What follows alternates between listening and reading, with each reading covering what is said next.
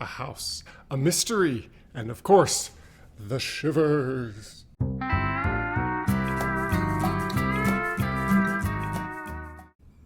Hey everyone, I'm Kylie here at Games Unlimited.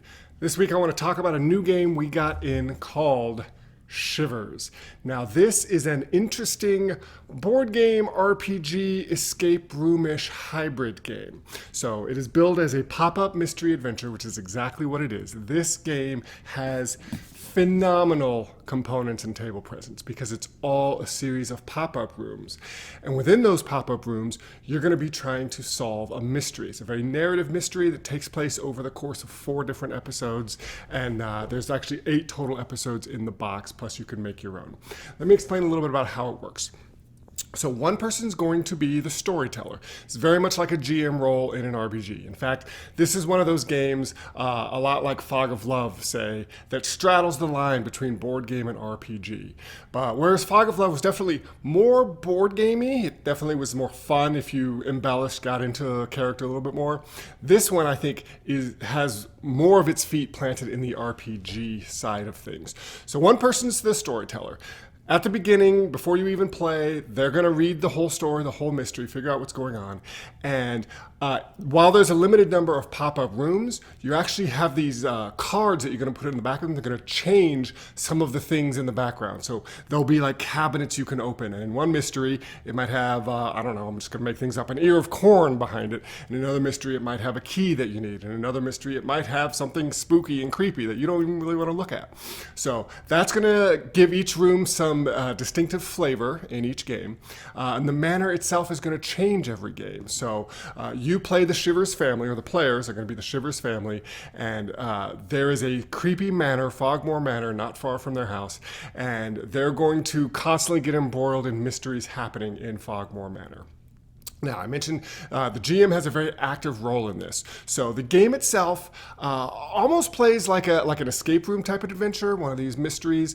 Fairly simple. It's not highly complex. You're not going to need to be doing complex algebra or things like that. So I consider this game very appropriate for families. While the game says it's ages 14 plus, I honestly think you're looking at 8 plus for this game. I've played it with my 8-year-old and my 6-year-old. They had a blast with it. And part of the reason is the GM, the storyteller, has the agency to give hints when need be, and ideally give hints sort of within character, within the narrative of the game. So one of the rooms has a telephone in it, and when my players were stuck, I had the telephone ring, and they heard a creepy voice on the other side that said something that gave them a hint of what they needed to do next. So there's a whole book for the storyteller to give them hints and tips if they're not familiar with role-playing games, with doing that sort of thing. But the game itself, I mentioned, my kids had such fun with this game.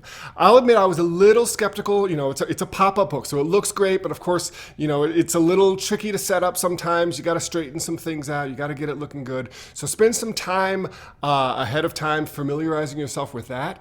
But the players will absolutely have a blast. If they can really get into it, get into character. In fact, our second game, I actually creeped out my 6-year-old a little bit. I had some creepy music going, and I think I did something with the telephone that made her a little bit scared. She had to go sit in mom's lap, but she still had a blast with it, and they can't wait to play more. So that is Shivers. Something new, something different. Again, it's less about solving the mystery. It's not like in a traditional escape room type thing where you're trying to sort of get that cool brain tickle of solving puzzles, because the puzzles are fairly straightforward.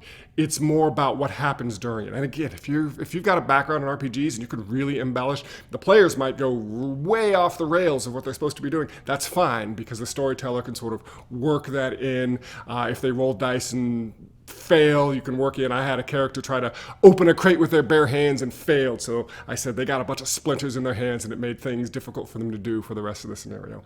That is Shivers. Come take it out. We'll have one of these set up because it's a game that you really gotta check out. These amazing pop-up pieces. Come check it out, ask us about it, take a copy home, pop it up, and unbox some fun.